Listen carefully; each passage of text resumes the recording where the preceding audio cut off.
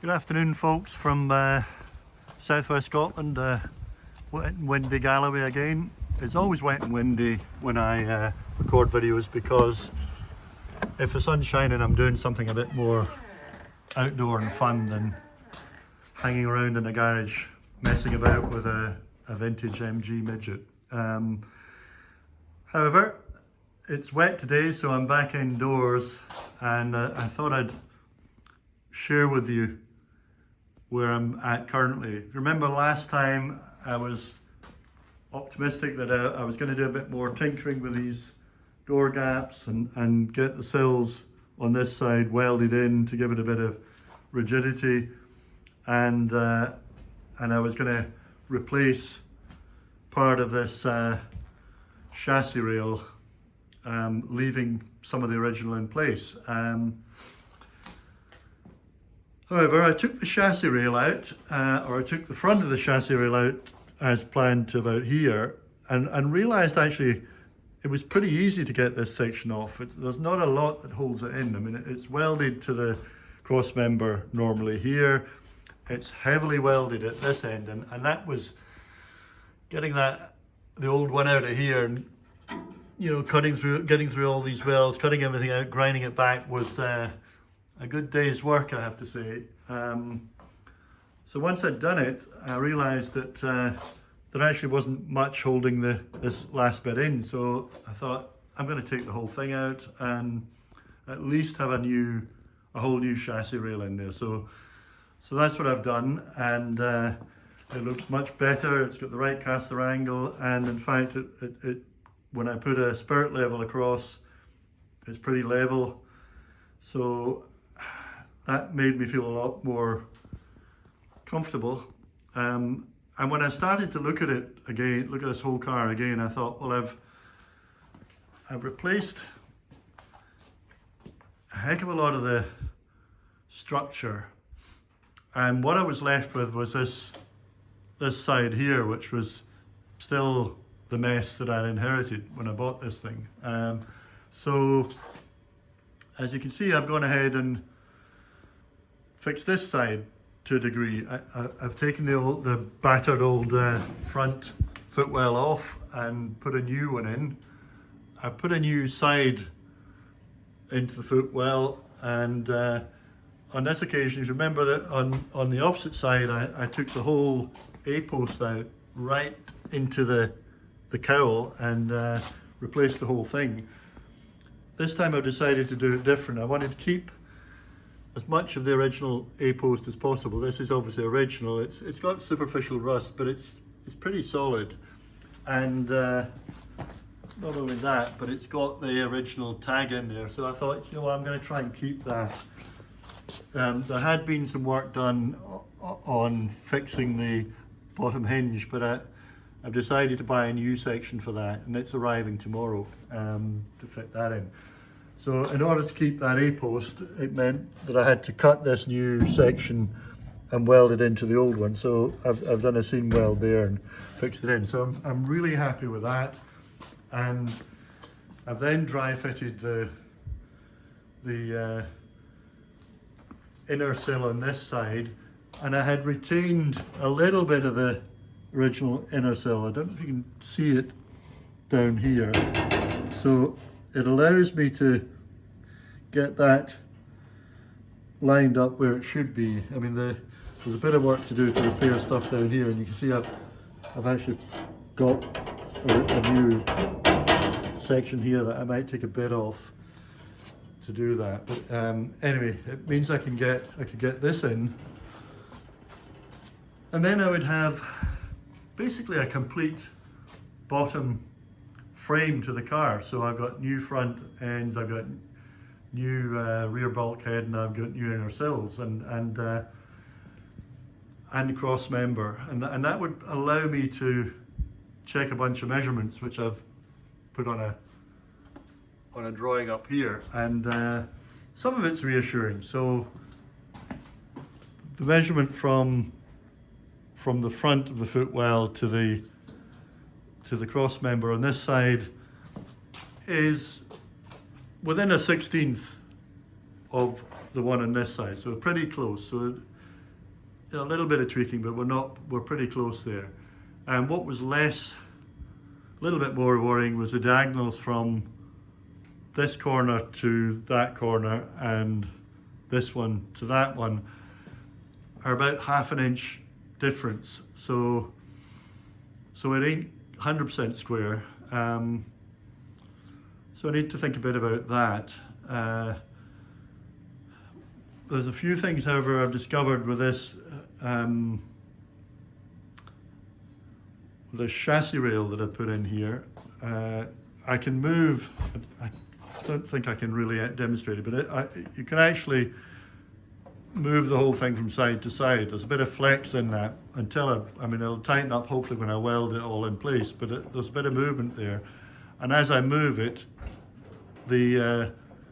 basically this corner comes up a little bit and in, and this corner drops out. So that might be part of what I need to do to square this thing up, is just to pull it round a bit. So a bit of tinkering to do with that. More worryingly is the chassis rail.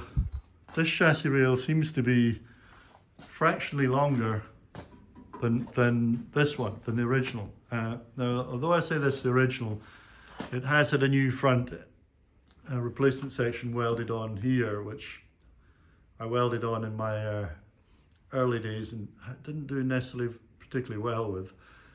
But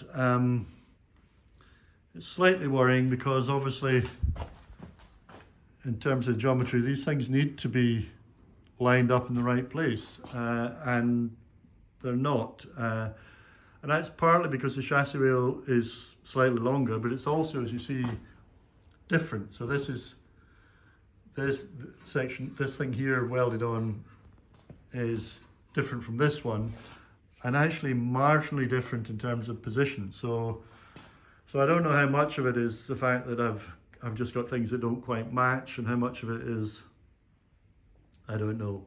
I need to think about that a bit more. So that's where I'm at the moment. I think what I'm going to do is to fit, I have a scribe on here for where I need to fit this inner wheel arch. So I think I'm going to fit that, and that will allow me to, once I get that on, will allow me to position this, because this isn't welded in, so I can move it a little bit backwards and forwards and get, because it welds onto the inner wheel arch, I can get that position correct and at least feel that this side is, the geometry on this side might be right. And if I do that and then see where we are, I can make a decision about what to do with the other chassis leg. When I fit the floor on this thing, it does fit pretty well, I have to say.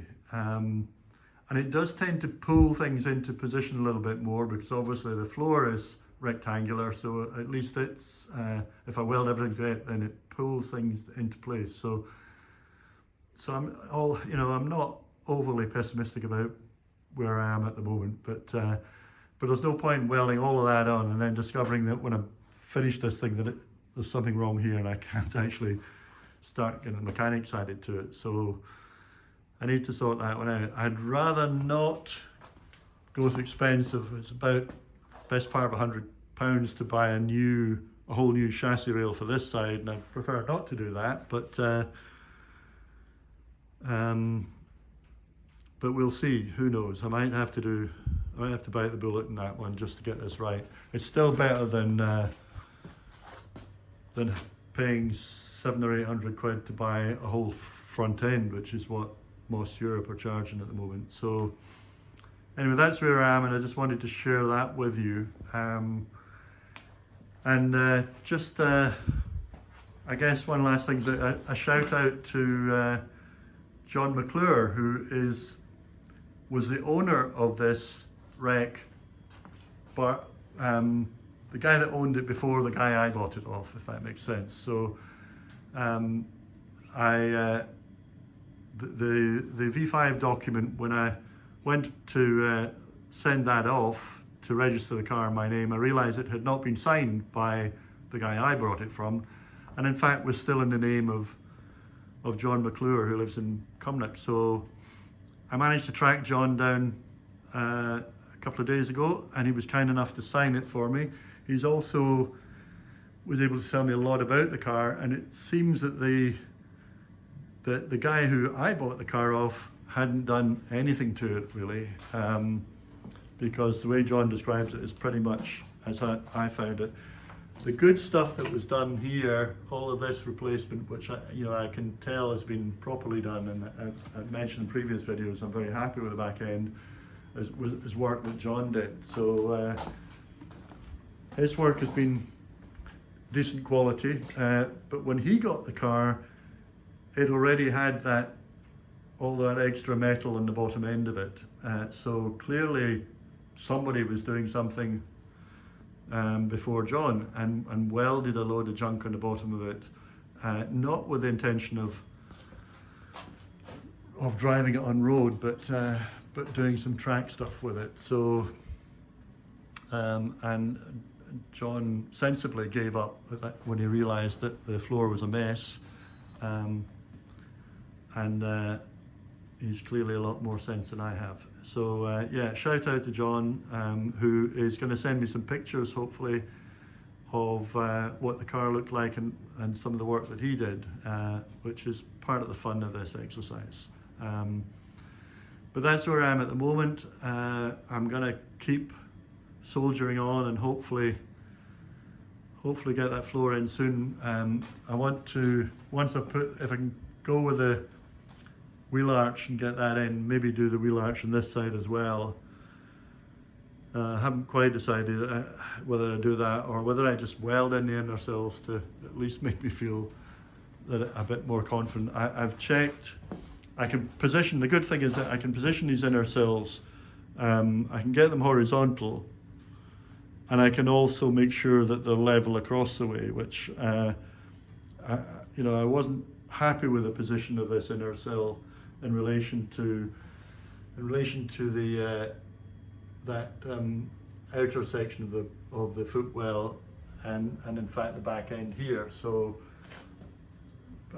so I've put it where I think it should be ideally, and I've done the same on the other side, and they level up quite nicely. So that's good. I can get all that much better than I've had it at any stage.